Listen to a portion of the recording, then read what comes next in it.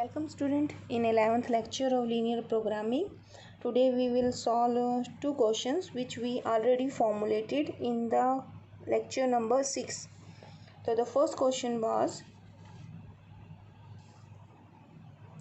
Anil want to invest at most 12,000 in bond A and B according to the rules. ये question हमने 6 lecture किया था बच्चे, तो इसकी फॉर्मुलेशन हमने वहाँ कर ली थी. ठीक है, तो आज हम फॉर्मुलेशन पार्ट नहीं करेंगे. We will just solve this by graphical method. तो जस्ट एक्स क्या चीज़ है यहाँ पर, bond of A and y is your amount of money he invested in bond B. ठीक है, तो फॉर्मुलेशन आप 6 लेक्चर से देखिए. अब इसकी लीनियर प्रोग्रामिंग प्रॉब्लम आपकी क्या बनी थी.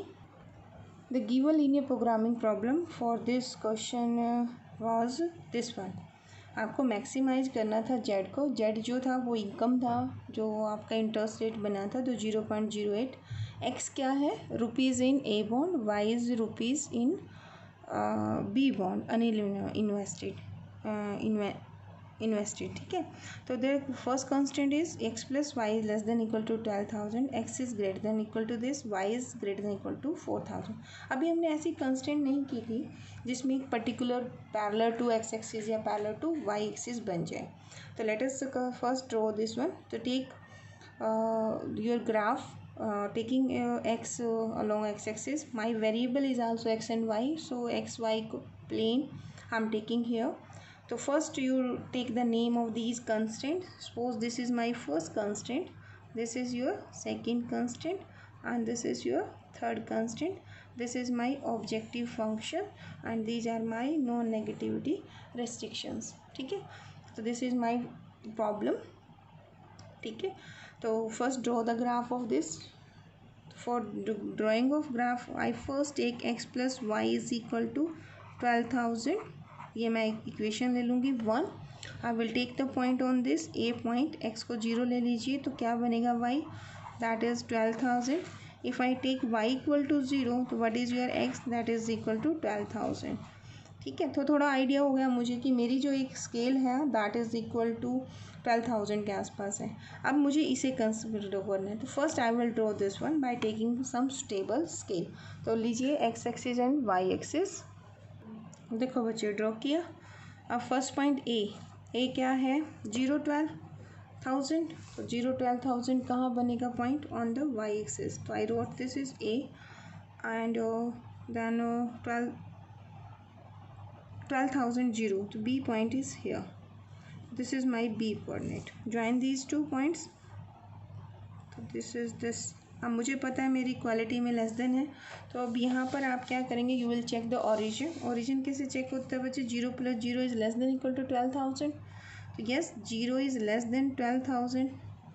तो ट्रू है स्टेटमेंट, ट्रू है. तो इसका मतलब origin is lies in the region of this one. तो इस लाइन का रीजन किधर होगा, डाउनवर्ड होगा. ठीक है, x इज़ ग्रेटर देन 0, तो y इज़ ग्रेटर देन 0. तो आपको क्वाड्रेंट कौन सा बनेगा, आपका फर्स्ट क्वाड्रेंट में आंसर आएगा. अब आपका देखिए सेकंड जो इक्वेशन है, आपकी सेकंड कांस्टेंट है बच्चों ये वाली. तो सेकंड इक्वेशन क्या बनेगी, x is equal to 2,000. This is my second constant and I'm immediately writing y is equal to 4,000. So this is my third constant के corresponding है. तो third I first draw this one. Equality sign है तो मैं dark line draw करूँगी. अगर equality ना होता तो मैं डॉटेड लाइन करती. अब x इज इक्वल टू 2,000 कहाँ बनेगा, इस लाइन पे बनेगा. तो आई विल ड्रॉ दिस लाइन. तो इस लाइन को आप ड्रॉ कर दीजिए. At every point on this line value of x is fix. लेकिन आपको तो क्या करनी है बेटे, कंस्टेंट ड्रॉ करनी है ना. तो आप क्या चेक करेंगे, आप ओरिजिन को चेक करोगे इसमें. अब ओरिजिन की कोऑर्डिनेट क्या है, ओरिजिन तो यहाँ है 0,0. तो कोई बात नहीं, हमने एक्स ही तो पुट करना है. तो आई विल चेक 0. वाई तो मैं पुट ही नहीं कर सकती यहाँ पर क्योंकि गिवन ही है. तो 0 is greater than equal to 2,000. क्या स्टेटमेंट ट्रू है, ये तो फॉल्स है. इसका मतलब origin 0 not lies in the region of कौन सी लाइन है आपकी, कांस्टेंट सेकंड. ठीक है, तो यानी कि ओरिजिन किधर, ये लाइन इधर रीजन होगा या इधर, इधर तो हो नहीं सकता क्योंकि इधर लेने पर तो ओरिजिन इसके अंदर आ जाएगा, दैट्स वाई इसका रीजन किधर होगा, this is on this line. तो इस लाइन की इक्वेशन क्या है। अब मोस्टली आज मैंने टेस्ट लिया आप लोगों का, तो आपने क्या किया, you did not mention the line number here, ठीक है। एक दो स्टूडेंट को मैंने बोला भी कि वो ठीक करें। तो यहाँ पे आपकी ये कौन सी कंस्टेंट है, this is my second constant, तो you should mention it here. तो वैसे भी आप लिख सकते हो, ये किसकी इक्वेशन है, this is x is greater than equal to 2000 and this equation किसकी है, इनइक्वालिटी है, this is x plus y is less than equal to 12,000। तो आपको ये मेंशन करना होता है बच्चे इस लाइन के ऊपर, अदरवाइज ये मतलब आपकी मिस्टेक होने के चांसेस रहेंगे जब इंटरसेक्शन पॉइंट्स आएंगे। तो अब क्या रहेगा, y is equal to 4000 point यहाँ है, तो line parallel to x axis आप ड्रॉ करेंगे। तो आपने एक लाइन यहाँ ऐसे ड्रॉ की, ठीक है। ये कौन सी कंस्टेंट ड्रॉ कर रही हूँ मैं यहाँ थर्ड कंस्टेंट ड्रॉ कर रही हूँ, ठीक है।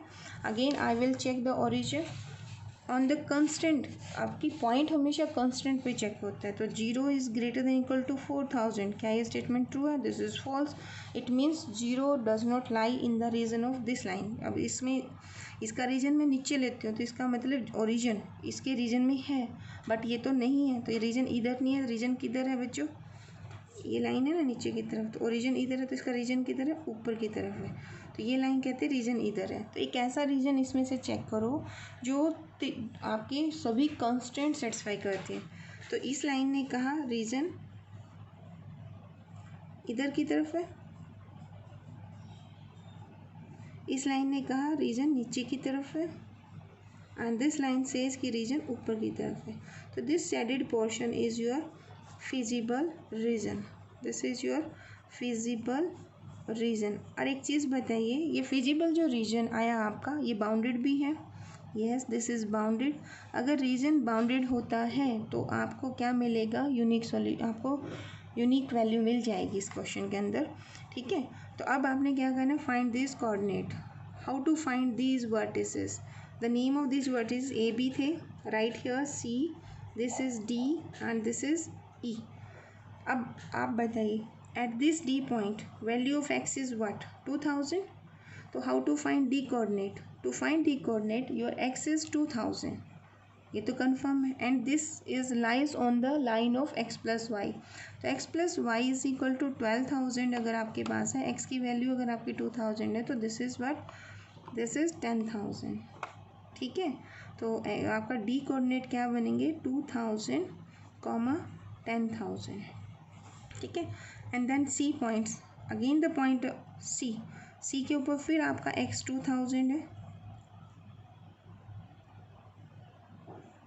बट ये दूसरा इंटरसेक्शन किसका है, ई का, ई के ऊपर वाई की वैल्यू कितनी है, वाई तो आपका 4000 है। तो ये कोऑर्डिनेट सी के कोऑर्डिनेट क्या बनेंगे, दिस इज 2000 एंड 4000।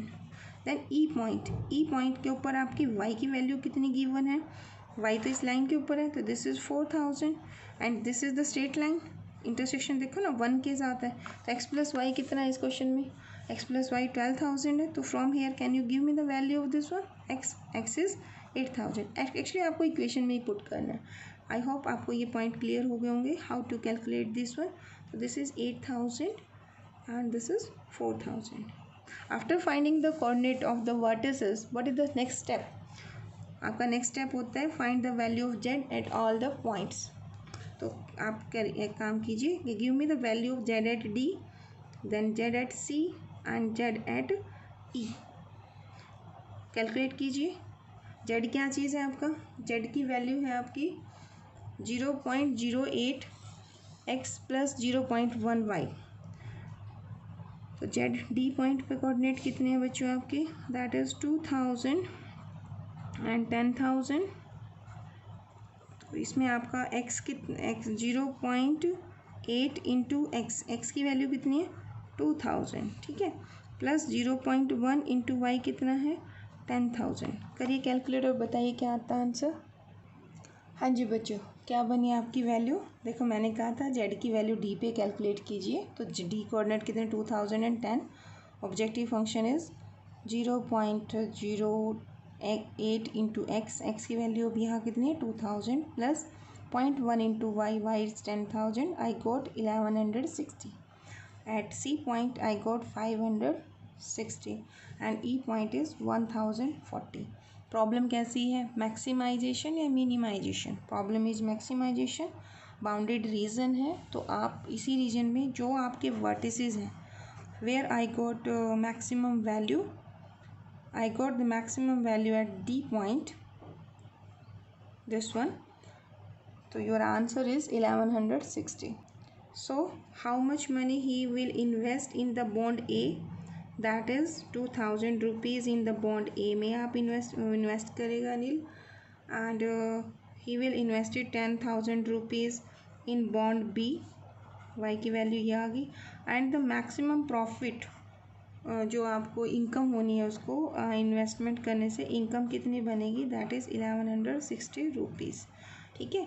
तो one more question we have studied in our previous lecture. देखिए केक वाला क्वेश्चन था, ये भी 6 लेक्चर में ही आपने फॉर्मुलेशन की थी. तो इस क्वेश्चन की फॉर्मुलेशन अगर आपको करनी है तो आप 6 लेक्चर को देख लीजिए. ठीक है. तो हम सिंपल क्वेश्चन करेंगे कि आपको एक प्रॉब्लम दी गई है और उसका सॉल्यूशन करना है. तो इस क्वेश्चन की फॉर्मुलेशन क्या बनी थी, आपकी प्रॉब्लम बनी थी बच्चों, maximize z is equal to x plus y subject to constant this and this, x and y are greater than 0. या तो क्वेश्चन आएगा वो केक वाला पूरी statement and give me the answer कि वो कौन कौन से केक बनाएगी. तो हमने 2 केक मानने हैं बेटा, फिर फर्स्ट काइंड के जो केक बनेंगे वो एक्स है एंड दूसरे जो है वो वाई नंबर ऑफ केक है. या आपके पास सिंपल क्वेश्चन आएगा जो फर्स्ट एक्सरसाइज का सेकंड का बनता है, solve this linear programming problem by graphically. ठीक है. तो हम इसे ग्राफिकली सॉल्व करेंगे. तो अपना तरीका क्या है, ये आपकी फर्स्ट कंस्टेंट, ये आपकी सेकंड कंस्टेंट. तो ग्राफिकली इसे सॉल्व करना है तो इसके कॉरस्पॉन्डिंग आप क्या लिखेंगे, ये आपके इसके कॉरस्पॉन्डिंग इक्वेशन 1 लिख देंगे और दूसरे के कॉरस्पॉन्डिंग आप इक्वेशन नंबर 2 लिख देंगे. ठीक है. अपना वही प्रोसीजर है. आज हम क्वेश्चंस कर रहे हैं कि जिसमें आपका बाउंडेड रीजन बनता है और उसके आपके optimal values and optimal solution unique आते हैं. तो how to find the point A, x को 0 कर दीजिए, y value 50. Then B point के लिए आप क्या करेंगे, वाई को 0 कर दीजिए, एक्स की value 25. Here C point, x को 0 कर दीजिए, वाई की वैल्यू 20.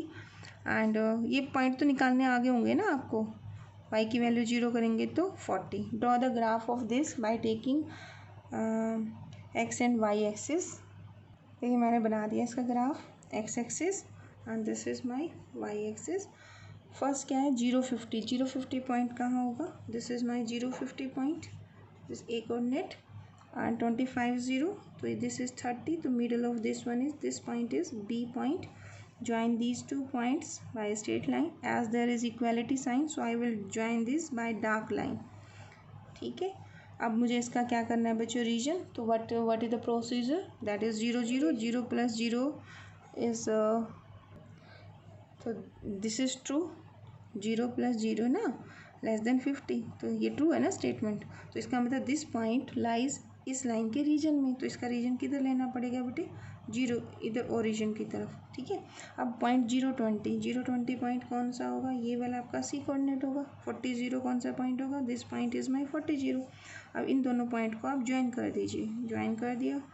अब मुझे क्या करना है, अब इस पर ना लिख दिया करो कि ये आपकी फर्स्ट कांस्टेंट है और इसके ऊपर पूरा नाम लिखो, 2x plus y is less than 50. This is necessary. ठीक है. अब यहाँ पे 0 प्लस 0 लेस देन 40, क्या स्टेटमेंट ट्रू है, दैट्स ट्रू. इसका भी, इस लाइन का रीजन, ये कौन सी लाइन है, this is my second line, इसका रीजन भी किधर है, डाउनवर्ड है. ये जो पहला लिखा था ये इस लाइन का लिखा था हमने रीजन. ठीक है. ये लाइन कहते हैं रीजन नीचे की तरफ है, ये लाइन कहते हैं रीजन इधर की तरफ है. आपको कौन सा रीजन लेना. अब ये वाली कंडीशंस, ये कहता है ऊपर फर्स्ट क्वाड्रेंट है. तो what is the region which is common by all the constants and the non negativity condition, that is my this region. What are the vertices, 0, इसके कोऑर्डिनेट सी के आपके पास पता है 0 20, इसके कोऑर्डिनेट क्या है बी के तो पता है 25 0.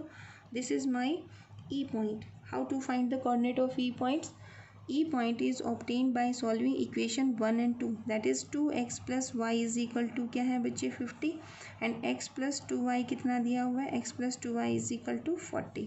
आप ऐसा कीजिए, इस इक्वेशन को क्या करो, ऊपर वाली को 2 से मल्टीप्लाई करके ऐड इसमें कर दो, 2 2 जा 4x प्लस के 2y इज इक्वल टू 2 से मल्टीप्लाई तो 100, सब्ट्रैक्ट कर दो, तो सब्ट्रैक्ट करोगे तो कैंसिल आउट, माइनस के 3x is equal to minus के 60, तो from here x is equal to what, x is your 20। If x is equal to 20 कोई भी एक इक्वेशन में पुट कर दो, सपोज आप इसमें 1 में पुट कर रहे हो उसे, तो कितना बनेगा 40 plus y is equal to 50, तो y is equal to what 10, तो coordinate of this point are equal to 20 and the 10।